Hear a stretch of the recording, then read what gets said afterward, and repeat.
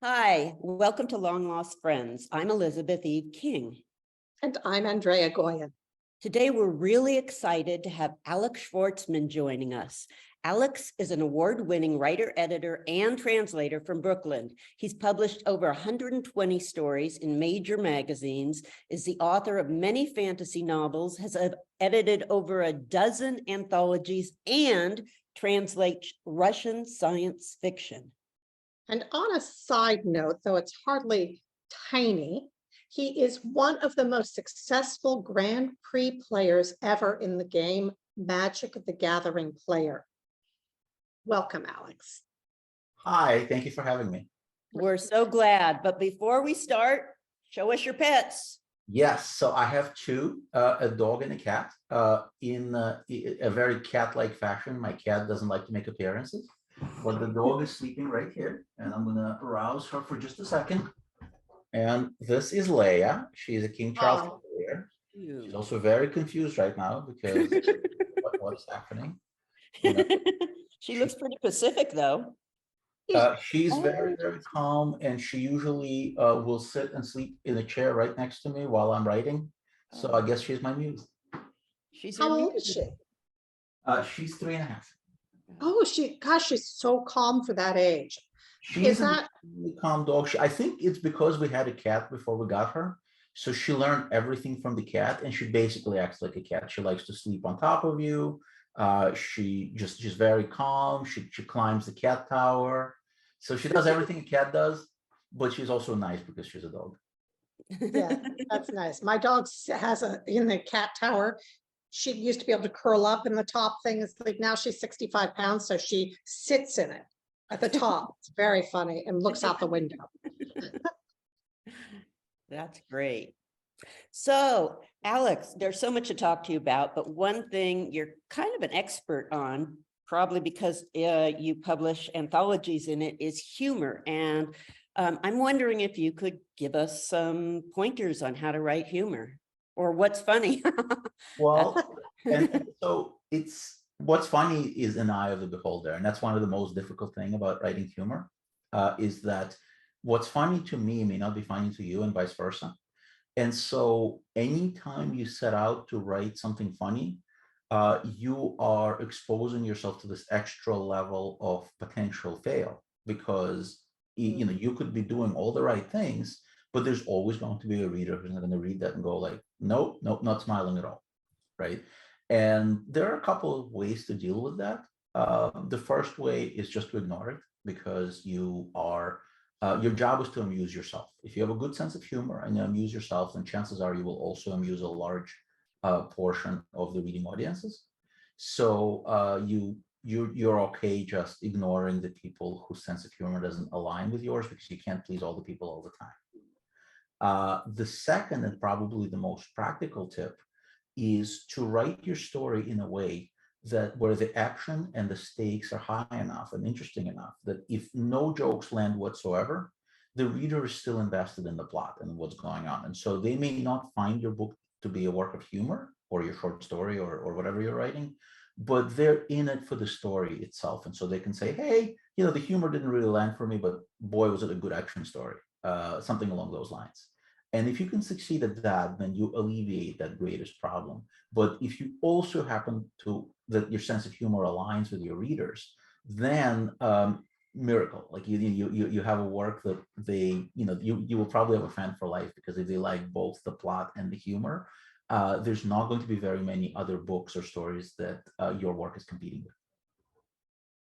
So if you're specifically though looking for humor in like one of your anthologies, for instance, then if someone has a great story, but the humor doesn't hit you personally, Alex, then it probably wouldn't be for your anthology, I'm guessing. That's right. As an editor, I have to ultimately make the determination of what's funny, right? Before the readers get to it. The good news is that, so just to go back by a second, I edit an anthology series called Unidentified Funny Objects. I've been editing it for over 10 years. This is the most recent published volume. And we are on to volume 9, which will come out in late November. So this has been ongoing for quite a long time. So the good news is that people who've been reading these books, if they've stuck with it for more than 1 or 2 volumes, then that means that they get my sense of humor, and their sense of humor aligns with mine, which means that if I pick out the stories that I like, that I think are funny, they will enjoy them as well. That's one. Two, when you pick up an anthology, you're not expected to like every single story in it, because we're all unique human beings and we all have different tastes. And so to me, a successful anthology is if the reader likes 50% or more of the stories, which is a much more reasonable goal to hit. And the discriminating reader may be very happy with an anthology where they only like 50% of the stories. Whereas a lot of other people will say, hey, like, you know what, I like most of them pretty well, but there was like this, and this were the outstanding ones. So when I'm looking to build out an anthology of humorous stories, it's not just a book on a different subject where there's like 1 or 2 funny stories that you add in for flavor. They're all supposed to be funny, and you don't want to bore the reader. And so what you want to do is you want to pick stories that are funny in different ways, right? So you can have a satirical story, you can have an epistolary story that is, is funny through letters. You can have a story that's filled with puns. You can have a story that's, all sorts of humor out there. It could be dark humor. It could be, something that's lightly funny and not necessarily like laugh out funny. But you want to mix those up to increase the probability that each reader will find those several outstanding stories that they will remember long after they've read the book. And about how many stories are in each anthology? So it's usually in the low 20s. And it partly because I do like flash fiction, which is appropriate since we are on the MetaStellar channel, and MetaStellar publishes flash fiction. A lot of anthologists and a lot of editors don't necessarily pick up flash fiction for their publications, but I love it, and I think that humor tends to outstay its welcome, so I prefer shorter pieces. So because we include several flash fiction pieces, it increases the count of the number of authors and the number of stories that are in the book. Oh, that's great. I love Flash, and humor Flash, I think, is especially good. And also, if you don't find it funny, it's over fast. So it's and I just want to tell people that the links will be below to unidentified funny objects, so you can look it up and get a laugh. So you've been doing these 11 of these? We are now on UFO 9. I've been doing it for 11 years because it started out as an annual anthology, and like clockwork, I managed to put it out every year for the first 8 or so years. And then a combination of health issues, which are thankfully behind me, and just plain getting really, really busy with other projects has forced me to decrease that schedule. And so the last couple of volumes have been coming out every 2 years. And I kind of play it by ear, depending on what, as you both know, the publishing projects tend to be on a multi-year schedule. So I already know how busy my 2023 is going to be. And that's without any surprises coming up where you kind of like, what, I have to say yes to that. So I know what my workload is, and I kind of try to slot in, because it's a couple of months of really hard work to put together a good anthology. It takes almost as much work, or perhaps as much work, as writing a novel. Wow. Wow. Now, are most of your novels funny too, or? So I have 2 novels that are currently published. So not a whole bunch of them, unfortunately, as you very kindly said in your introduction, just 2. Though I did already sell a 3rd one, and more deals are in the works. I've established myself as a humorist for a really long time, all to build up to my first novel being not funny at all. I wrote this grimdark political fantasy that's sort of brooding and has a lot of like points to make, but it's not funny. And that's this book right here. It's called The Reading is Crown. It's a standalone novel, standalone fantasy novel. So that was my first published book. It's gotten a lot of great critical acclaim. The reviews have been excellent, but unfortunately the sales did not follow, partly because it was released a few months before the pandemic. So I never got to do the book tour. I never got to push it in a way that I normally would an anthology or any other book that I have coming out. Thankfully, there is a redemption arc to this story. My second book, which is my most recently published novel, is the first in the series called The Middling Affliction, and this one is funny. This is, I like to describe it as the Dresden Files meets American Gods in Brooklyn.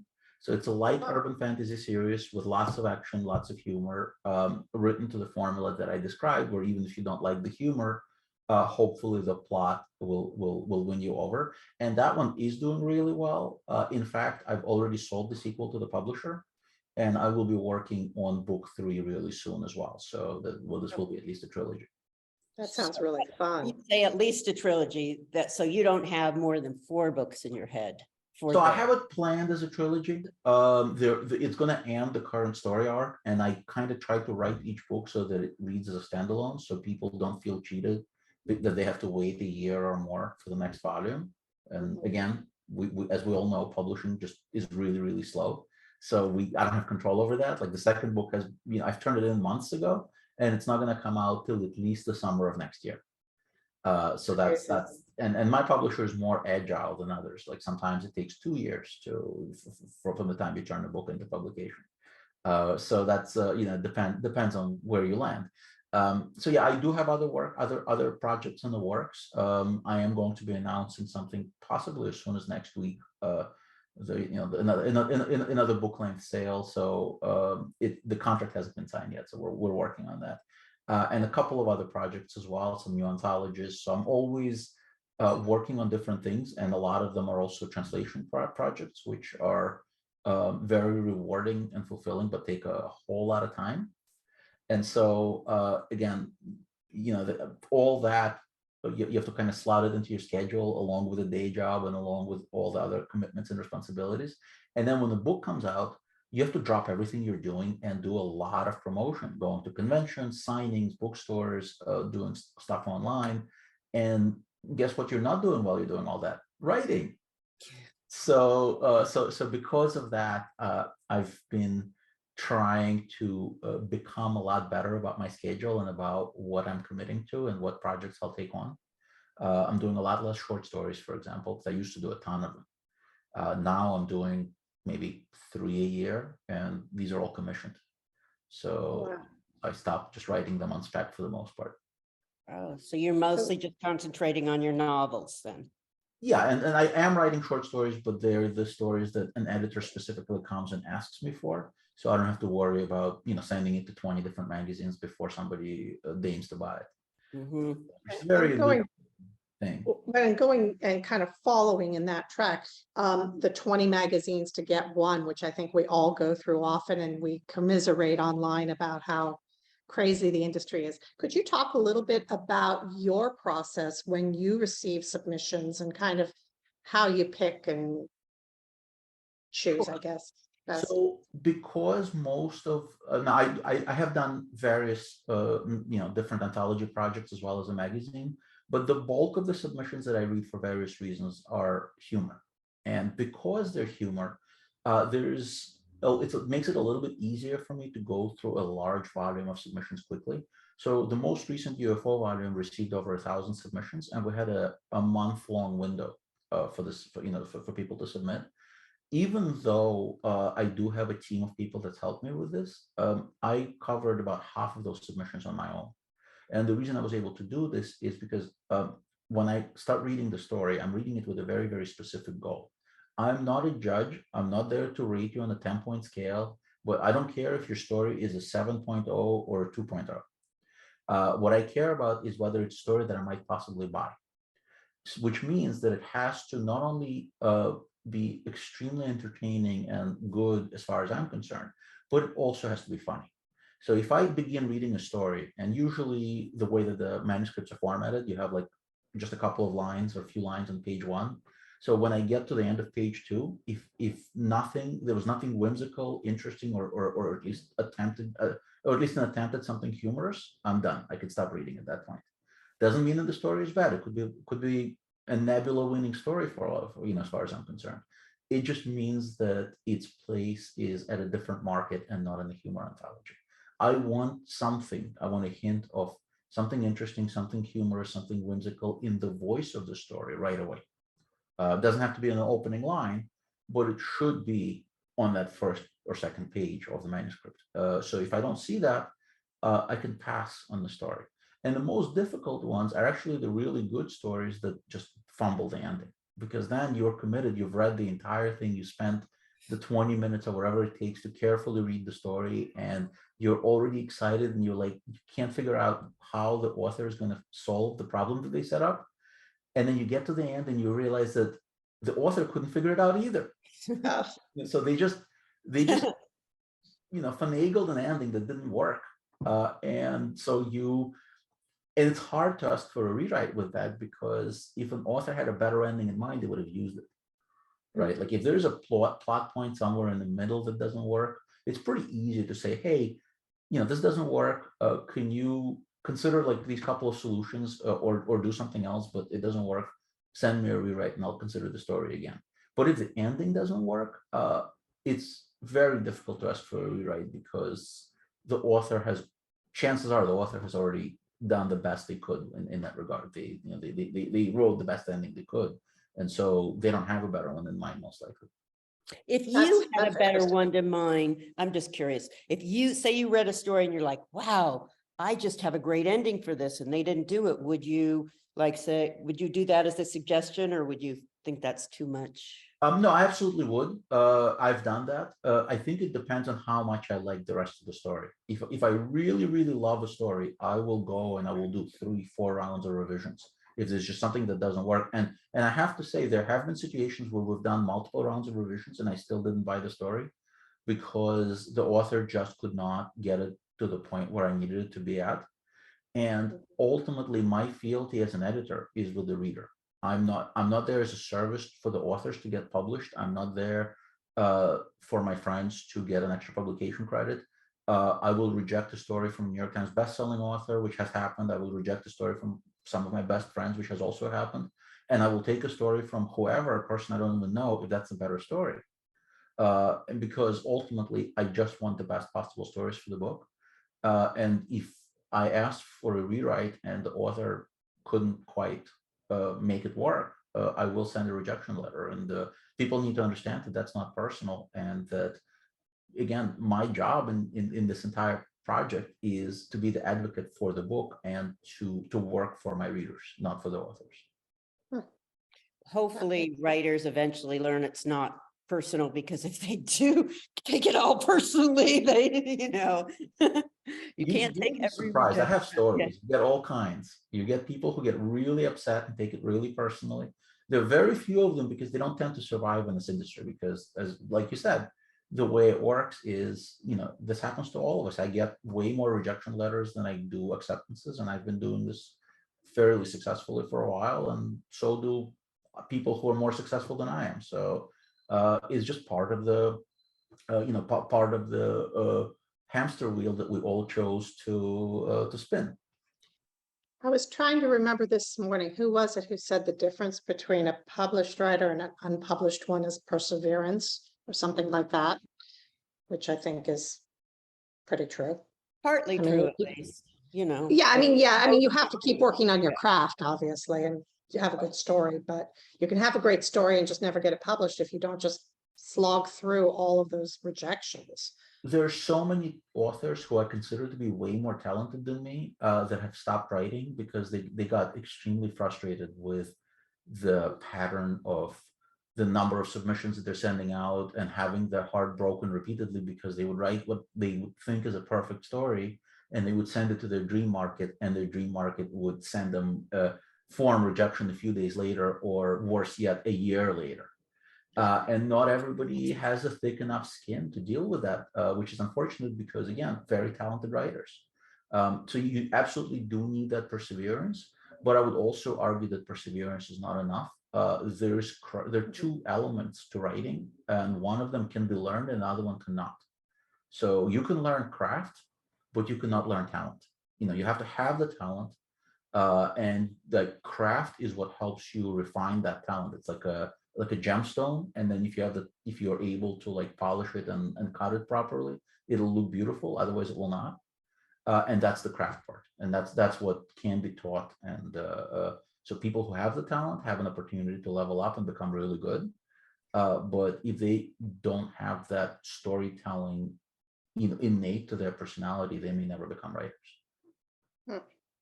Yeah, that's true.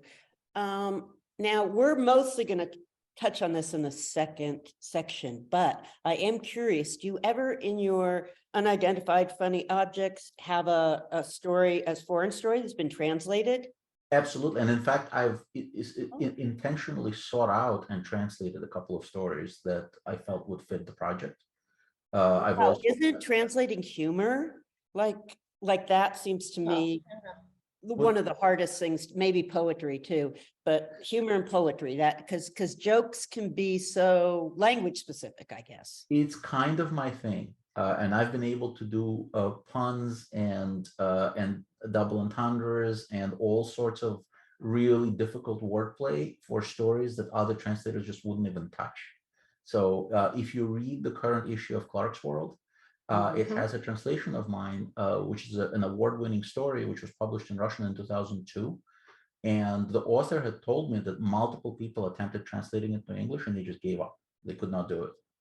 I've translated it and it's sold in its first outing, and it's sold to Clark's World, which is one of the top markets in the world. So that's but it did take me a tremendous amount of time and effort and communicating with other native Russian speakers to get some help. The author had unfortunately passed away during this process, so I started working with him, and he was ill and he passed away early on. So we put the translation on hold, but then I was able to complete it with the help of his friends and family. Wow. Well, yeah, that's too bad. I mean, it's too bad he didn't get to see it come out. That's always sad. I was very excited that it's just such a good story, and it does have, it's not necessarily a humor story, but it has whimsical elements in it for which kind of release tension in a very, very dark story.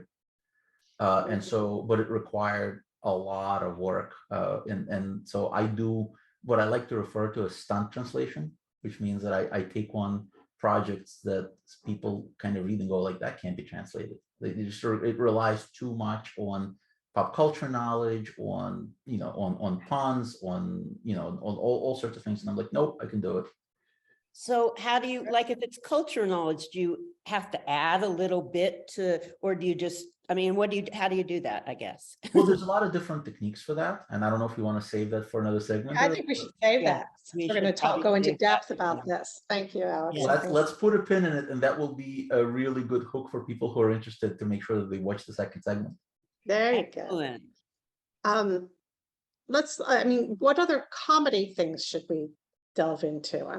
Yeah, it's so funny because it is so specific to someone's humor, their own humor. I'm trying to think, what other tips can we ask for people? Any other little tidbits you have? Sure. Well, I can tell you the most common thing that people tell me. So there are two types of writers. There are writers who think that they're God's gift to comedy, and they're usually absolutely terrible. I mean, there may be good writers, but when they send me what they consider to be a comedic piece, I don't last much more than that one page or maybe 2 pages. Or if it's somebody I know well, I'll read it to the end because I feel like I owe it to them. But I'm like, no, just stick to writing non-comedy stuff. And then there's the other group whom I love much, much more. And those are the writers who are very talented. And they tell me, I don't write funny. I don't know how. And when I convince them to try it, they're usually the ones that deliver some of the best stories that we end up publishing. And so what I tell them is, first of all, try, because you don't know. If you don't think that, nobody is born a comedic author. Very few people start out by writing comedy. Most of us stumble upon it by accident, as did I. I've been writing non-funny stories for a while.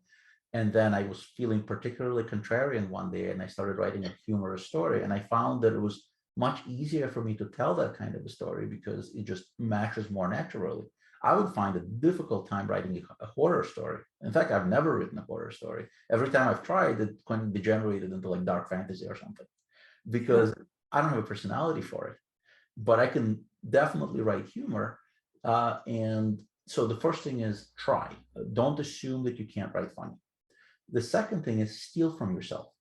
all of us can be funny in social situations. You're out to dinner with your friends, and you say a joke, off the cuff joke, and the entire group just falls over laughing. Guess what? If your character says that joke, or if you say it in the narrative, your readers will probably laugh too. So when that happens, make a note of it. Don't forget it. Write it down. Reminder. Make yourself a reminder on your phone. Whatever you have to do. Steal from yourself, because it's your words. It's your. Just because you came up with it in a different context doesn't mean that you can't use it. Second, the easiest form of humor, the easiest element of humor to generate is surprise. When the reader can fill in the blank, when you are starting a statement and the reader thinks that they know how that sentence is going to end, and you pull the rug from under them, it's almost always funny. So so you can employ that. You can employ you employ that sort of humor into your work. Humorous banter is also easy to write, because you can just imagine the two personalities of your characters and they're clashing. And that's a very, very easy way to generate both humor and word count. So there's all kinds of actual practical techniques. And after having edited several volumes of UFO, I sat down and wrote a blog post collecting 5 of the most effective and easy to teach techniques. And we will link that in the comments as well. But there is that post that's available. And it's been, I think I wrote it like close to 10 years ago, but I stand behind everything that I wrote in that post. That's great. Thank you. Oh, I look forward to reading it. So yeah, thank you so much. This has been just fabulous. I mean, there's so much there, plus all the tips. And I agree that setting up and then that switch at the end, just the last line or something. I love that kind of thing, the O. Henry twist. Though he wasn't very funny, really. I think he was.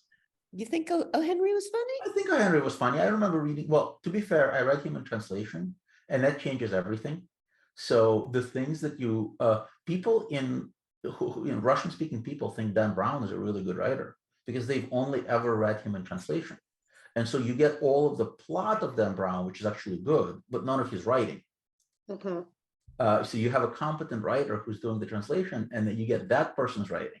So what I've read of O. Henry, which was his Russian translations, were funny to me at the time. That's fascinating. Well, it's like Germans always say Shakespeare's better in German. Yeah, or it's original Klingon. Exactly. Well, it's really good in that, if you can survive the performances. But yeah, what was it? God, I just had a thought and it left my head. When you said Klingon, it just like, I was like, my brain started laughing and lost my train of thought. That's exactly what I mean. You didn't expect that. When I said it's original, your brain filled in something else. But when I said Klingon, immediately that, it's a cheap joke, but it works. Yeah, it does. So that's great. Use more cheap jokes, maybe. But that's really, oh, I know what it was. And I don't remember who I was talking to, but they were talking about, I guess, breaking down on Russian writers a lot. And so Russian writers, so for a little while that most of the really great Russian writers were doing translations, because it gave them the opportunity to express themselves without, like, having the government come down on them. And I thought that was pretty interesting, because translation is a whole different art form that we often don't think of as an art form. So it is true that some of the most famous Russian writers have been professional translators, including writers writing in the science fiction and fantasy genres. You had all sorts of people that Pasternak, who is obviously not a genre writer, but is one of the best known Russian writers. Boris Pasternak was the greatest translator of Shakespeare into Russian. Marshak, who is one of the he's kind of like the Roald Dahl of Russian kid lit, where like everybody knows his books. His day job was a translator. The Strugatsky brothers performed translation, at least one of them did for sure. So a lot of the Russian authors engaged in translation, and part of the reason for this is that in Russia, Soviet Union, Russian Federation, whatever the iteration of that is, Importing culture, international culture, has always been a respected thing. Whereas in the United States, very small subset of people will, let's say, go and see a foreign movie, or will kind of pick up a translated book. It's been getting better in recent years and even decades, but certainly not to the same degree. Whereas in most of Europe, including Russia, translation is something that's expected and, in fact, favored. So growing up, I would much rather read a translated work of science fiction or fantasy than a work by one of the native-speaking Russian authors, because often it would be better, because now you're competing against the entire world. So so for that, people who translated these were well-paid, well-respected positions, and people knew that a lot of the time people knew the translators' names. Whereas here, you watch a movie, foreign movie on Netflix, you don't know who translated that. Most people don't. Even people who've translated books, a lot of the time, are not really well recognized, to the point where we've had to fight for our names to be added to the book covers. Oh, wow. I recently had a translation published with a major publisher, and when they send a mock-up of the cover, my name wasn't on it. And I kind of pushed back a little bit, and they were, wow, we never really thought about that. So they made a policy to always include the translator's name, which I'm very proud of, because it'll benefit other translators in the future. But this is something that I look at when I look at book contracts. I'm like, my name is going to be wherever the author's name is, because this is a shared credit sort of thing. I mean, translation is not a technical skill, it's an art. And essentially, you become a co-author of the work in question, or in the target language. Not to mention that you're also the copyright holder for the work, for the work in the target language. It's not the author who's a copyright holder for that. Oh. Now, Yeah. oh, I'm sorry, go ahead. Actually, No, I was going to say, I was going to go the opposite direction. You just triggered something that I remembered. That when I was in school, I had two Russian theater teachers, that husband and wife. They were part of the Moscow Art Theater and Clown College. He was a clown, and one of his big things, his name Yuri Belov, and his big thing was he wanted to know, when we were doing Chekhov, how it sounded, the translation sounded to us. And we said it sounds like kind of uptight English, because it was from England, English translation. It sounded sort of hoity-toity. And he was like, it's funny. It should be funny. Yes. Dark funny sometimes, but that Chekhov was very funny. And you see that in some of the newer translations. But it was interesting, because the translations we were getting were very heavy and it wasn't funny. I had a recent conversation with someone, and they pointed out for the nth time how Russian literature is all sad and and kind of depressing. And I said, no, it's not. It's a couple of authors that always get pointed out. Dostoevsky most notoriously, and to a lesser degree Tolstoy. But really, there are a tremendous amount of authors who wrote in the Russian language that are witty and clever and whimsical, and Gogol is a great example of that. I would argue that Chekhov is funny, and that's actually that we brought that up in that conversation. He said, "Well, Chekhov is not funny." I'm like, "Yeah, he is." Mikhail Bulgakov, who is my favorite Russian language author, famous for The Master and Margarita, but he has a number of novels out, and a lot of his work is. It's not hysterically funny, because it's not meant to be written as a work of humor, but it's very, very sly and has this like wry humor. Huh. Yeah, I would never think of Chekhov as funny at all. So that's really interesting. And you're right. It's always like Dostoevsky and Tolstoy, and it's like, no, they're not really funny, but Gogol, I love Gogol. But I just feel like there's so many writers that have not gotten that kind of press, that I don't know at all. And absolutely, and that's going to be true for every culture, right? Certainly, there are hundreds of amazingly talented authors in virtually every language that we will never have read. My favorite French science fiction author is Francois Carsac, who is as foundational in French science fiction as Heinlein is here, and around the same time period. He has never been translated into English up until, I believe, around 2020. And around that time, Flame Tree Press published one of his novels. But by that time, that novel felt just dated. I mean, it's kind of like reading an Doug Smith book today or something. So it wasn't really, it's really past its time. And it wasn't one of his more famous novels either. But I've read like a whole bunch of his books translated into Russian growing up.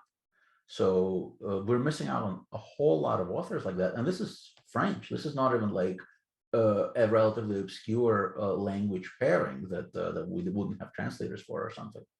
So it's amazing to me that that his more famous books never found their way to translation. Look at us. We can't help ourselves but go deep into translation. We must save it for our next. I know, we episode. must. Well, I think we've got a lot of funny things, so we're going to end this section and go to the next one where you can hear more about, I know, because I've got a million questions I too.